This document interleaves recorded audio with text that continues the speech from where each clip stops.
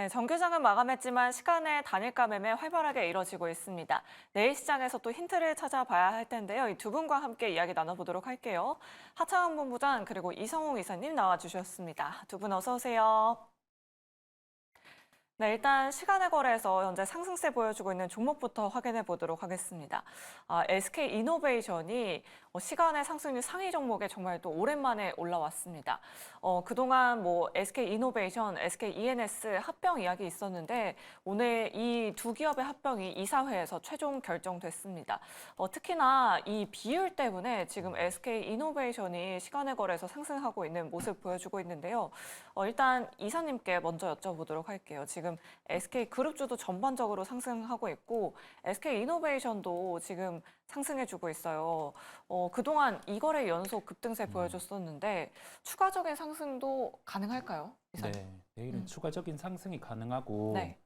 원래 상장사와 비상장사 같은 경우가 합병을 할 때는 합병 비율에 따라서 상장사 같은 경우가 불리한 경우가 많았어요. 이번에도 SK이노베이션과 ENS가 합병을 할 때 한 1대2 비율 같은 경우가 예상이 되었죠. 네. 그런데 1대 1.2 비율로 진행이 됐고 그러면 여기에서 유리한 쪽은 SK이노베이션 주주 같은 경우가 유리합니다. 자, 이 부분 하나. 그다음에 이게 합병이 이루어지게 되고 나머지 자회사군들 같은 경우도 추가로 합병에 대한 부분이 나타나죠. 그랬을 때 유리한 게 SK 지주입니다.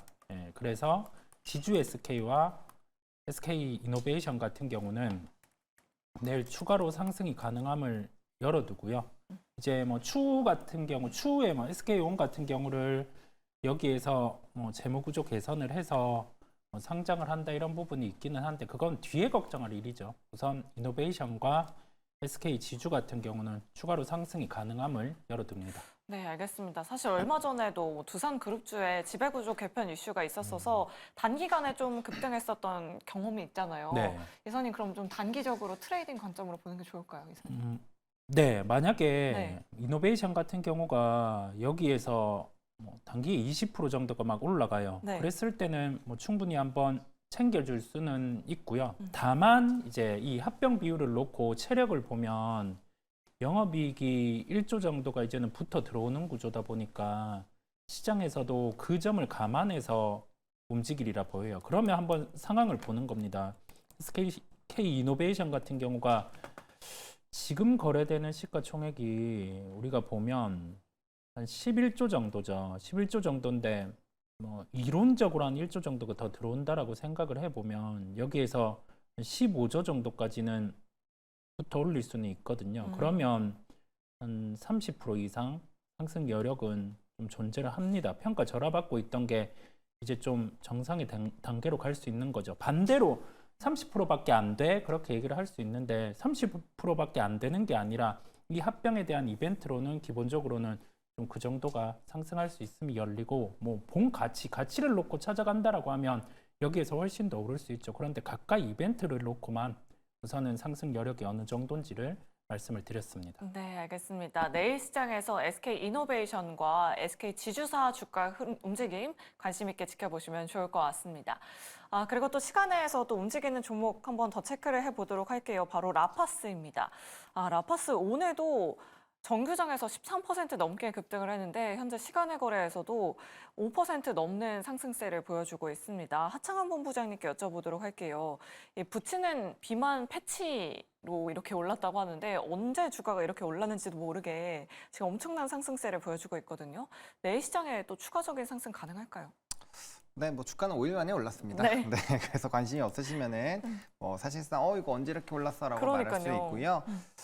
일단 타이틀이 비만이 붙어 있는 거고 네. 또 붙이는 거기 때문에 거기에 따른 좀 기대감이 강하게 좀 들어와 있다라고 보시면 될 것 같습니다. 지금 임상 1상 종료에 대한 좀 기대감이 일부 있는 상황이어서 저는 사실 지금 이 종목을 신규 매수자가 좀 쫓아가기에는 좀 부담스럽다라는 생각이 들거든요. 물론 이제 이슈가 일상에 대한 좋은 결과가 나오고 또 그 부분에서 또 추가적인 이제 내용들이 나오게 된다면 우리가 추가 모멘텀은 나오겠지만 이게 5거래일 내내 막 급등 나오고 상한가도 그 사이에 몇 번이나 했어요. 그래서 그거를 지금 쫓아간다라는 거는 저는 조금 리스크가 있다라고 보고 있고요. 그리고 이런 종목군들이 시간에서 튀기는 건 별로 안 좋습니다. 투자 네. 경고까지 달린 상태에서 시간에서 거래량이 터지면 요거는 이제 물량을 조금씩 정리하고 있다라고 보셔도 되거든요. 그래서 저는 이렇게 급등한 종목이 시간에서 거래량 터지면서 물량 터지는 걸 그렇게 긍정적으로 보지는 않습니다. 그래서 저는 이제 기보유자 분들께서는 좀 익절 라인 잡으셔가지고 좀 눌림 나올 때 좀 정리하는 그런 부분으로 보시는 게 맞지 않을까라고 보고 있고요.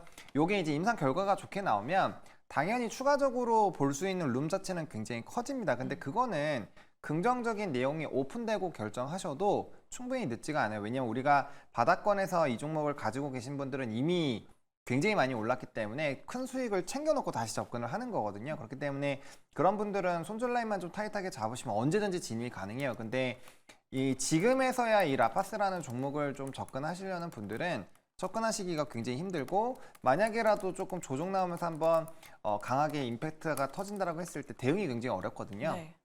그래서 지금은 현재까지 좀 보유하고 계셨던 분들이 상당히 좀 유리한 상황이어서 그리고 지금 주가 수준이 23년 고가 돌파 시도를 여러 번 하다가 무너졌었던 라인 근처거든요. 그렇기 때문에 저는 일단 좀 보수적으로 지금은 보셔야 되는 게 아닌가라는 생각을 일부 가지고 있습니다. 네, 알겠습니다. 일단 언제 이렇게 올랐나 싶긴 하지만 보유자의 영역으로 바라보자라고 이렇게 말씀드려봤습니다. 그래도 내일 시장에서 라파스 주가 움직임 체크해 보시면 좋을 것 같고요. 마지막으로 이 반도체 업황 분위기 좀 체크를 해보도록 하겠습니다. 오늘 한 3시쯤에 ASML의 실적 발표가 있었는데 2분기 실적은 사실 추정치를 상회했습니다. 하지만 3분기 가이던스가 하향 조정됐거든요. 지금 나스닥 선물지수도 빠지고 있는데 ASML이 개장 전 거래에서 6% 넘게 하락세 보여주고 있습니다. 이 부분 이성웅 이사님과 한번 좀 체크를 해보도록 할게요. 사실 오늘 반도체 업황도 너무 안 좋았는데 이 이슈 때문에 내일 반도체 투심이 또 무너지는 건 아닌지 좀 걱정이 되거든요. ASML 실적 좀 자세하게 뜯어볼까요? ASML 같은 경우에 핵심은 선당 공정이라는 점이에요. 선당 공정이 뭐냐라고 하면은 미세하에 투자를 하는 겁니다. 시장에서 많이 이루어지는 뭐 나노수를 숫자를 줄이면서 거기에 대해서 EUV 장비란 게 늘 수 있다라고 하면서 뭐 2분기 실적 같은 경우도 나쁘지 않았죠. 괜찮았습니다. 3분기 같은 경우에 예상치가 조절된 이유는 1분기 실적 발표 때랑 똑같아요. 지금 반도체 수요 같은 경우가 HBM 중심으로 나타나다 보니까 범용 반도체 같은 경우는 상대적으로 덜 따라오고 있죠. 시기의 문제이기는 하지만 그렇다 보니까 시장에서 여기 겹쳐진 게 뭐 미국의 시장 색깔의 변화, 그다음에 거기 더해진 게 지금 엔비디아 같은 경우에 과징금 이슈의 가능성 그런 부분이 복합적으로 나타나다 보니까 우리나라의 후공정 HBM과 관련된 반도체 장비주들이 싼 게 아니다 보니 조정이 나왔다고 볼 수가 있겠고요.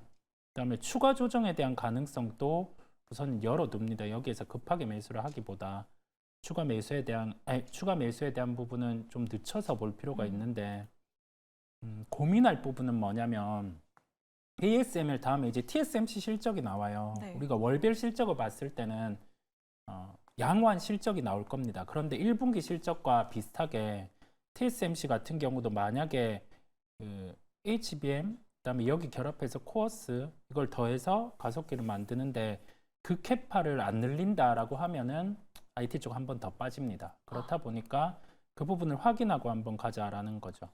네, 알겠습니다. 오늘 밤에도 ASML의 컨퍼런스 콜 10시에 예정돼 있고요.